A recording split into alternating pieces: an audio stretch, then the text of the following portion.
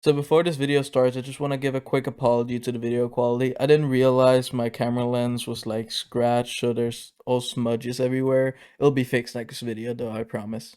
Alright, let's get into it. Hello and welcome to my review of the Kukirin G2. Now, I have had this scooter for about a year and I've ridden about 1600 kilometers on it.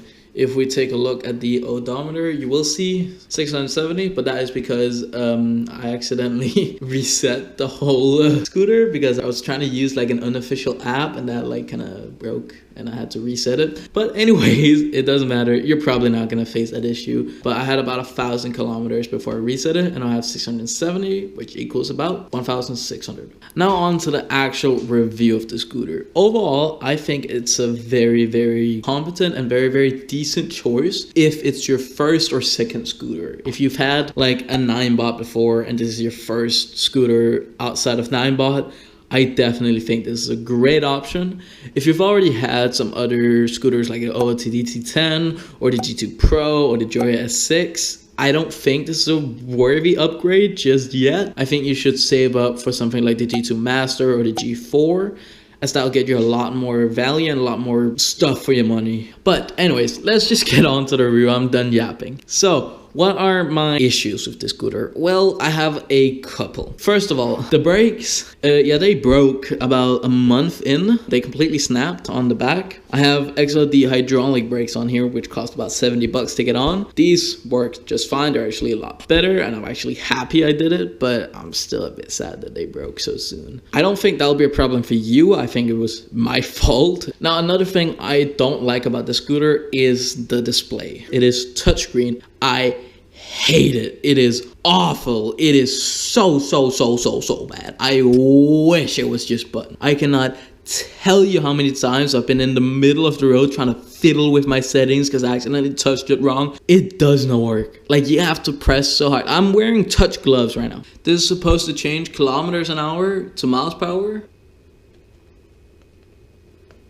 I have to really press like this and then it'll change. I have to give it some juice to actually get it to change. There is a couple settings you can change with the touchscreen menu. There's the speed modes, there's the kilometer mile per hour, zero start, cruise control, or the light. Now the light you can just control with this, very nice. But to change the kilometers an hour to miles per hour, you have to press this. You can't use it with buttons. And as I said, it is very hard to actually get to activate. And to change into zero start, because it does have that, that's this little icon, you have to press and hold the set button. And the set button being so finicky, it's so annoying. If I accidentally turned off and I need to turn it on, I have to like fingle my way. There you go. And if you want cruise control, it's kind of a pain to actually turn on, because again, you have to press this, you have to be in the right spot, it has to be a lot of power. It's not great, and it's even worse when it's cold. So if Kukirin are gonna make a 2026 or 2027 model, I definitely 100% want them to just go back to buttons. I don't want this touchscreen anymore. It is so bad. Now on to the power of the bike. It has an 800 watt rear hub motor with 1200 watts peak power in short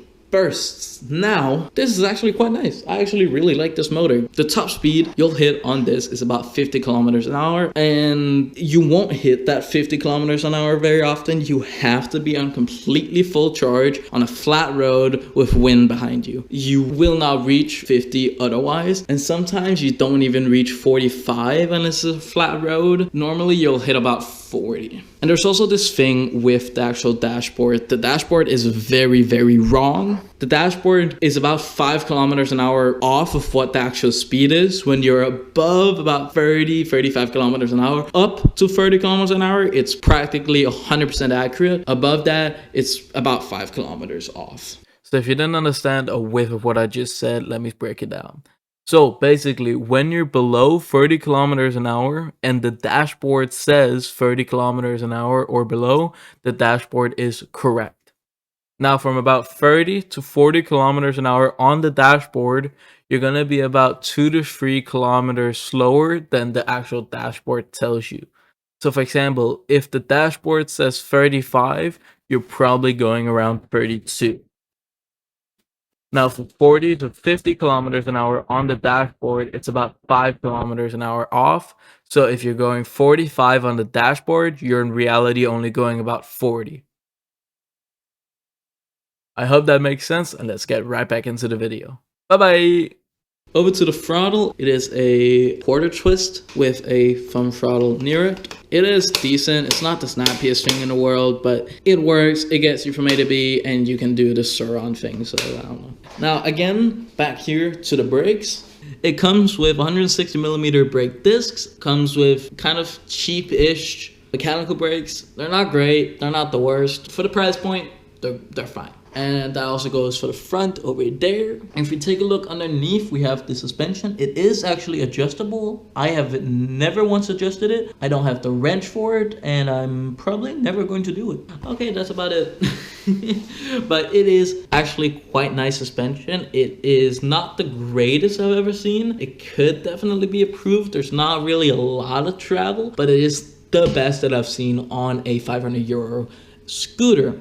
Now on to the range. The range is about 30 kilometers an hour on the full race speed mode, right? Right now it's on race. To measure your range just on the fly, there's 10 bars in total. I would say every bar is about 3 kilometers, maybe 2.5 when you're getting down low battery. So on average, I would say you're getting about 30 kilometers range on race mode. And I would say you increase each bar by 1 kilometer from every tier. So in race, you would get 3 kilometers per bar. In sport, you would get 4 kilometers per bar. And in eco, you would get 5 kilometers per bar. And that in total, 50 kilometers of range in eco. Now onto these buttons over here. It has blinkers, which are decent in the front. You can definitely tell where you want to go if you're in the front. On the back side, they're really not very good. You can barely see them. And if you're braking, you can barely see them with the brake on. But they are there. They do work. I wouldn't use them though. The horn is loud inside, not very loud outside. Cyclists can barely hear you when you're passing by them. Pedestrians don't know what the hell this means, and cars can't hear you at all. So I would just yell, honestly. I would just yell, get out my way! The overall feel of the scooter is actually quite nice. It is definitely really good. People will say that the quality is bad. It's not. It's okay. It isn't the best quality in the world, but it is solid aluminum. I have never had a problem with squeaking or cracking or any issue where the front wheel pops off or whatever people are trying to convince you nowadays. It is just fine. Now, that being said, I do definitely recommend you get some things. So first of all, what you want to get is this GT85. This is great for scooters and bikes. You can also get some WD-40 Specialist Edition. I'll put up a picture right here. You have to get Specialist Edition. WD-40 Normal Edition will ruin your scooter, literally break it. The suspension will stop working completely, and you'll have to probably get a warranty claim or something like that. I don't even know if they're gonna accept WD-40 caused issues, so I would just get this GT85 so you know that you're getting the right things, you're not getting confused. This GT85 is exactly what you need. Something you also want to get is some brake cleaner. This doesn't matter what brake cleaner it is. This is just from my local hardware store. It really doesn't matter what it is. Just every time before a ride, just spray some right down there, maybe some on the disc rotor every now and again. You'll be completely fine. But for this GT85, I would do maybe about every week. Just take this. So what you want to do is you just want to go down here to your suspension, and you just want to just every now and again. You also want to do that at the front, and you want to rotate your scooter a bit to the side. And right down here in this little crevice, you just want to spray some in there, and I guess this nice and buttery smooth. That squeaking is the wheel, by the way, not the scooter. And other than that, you can just use a wet cloth to clean it whenever you need to.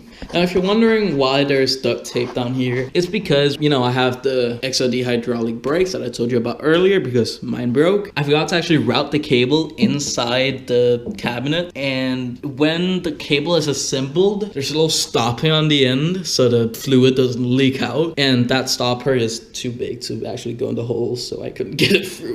Whoops.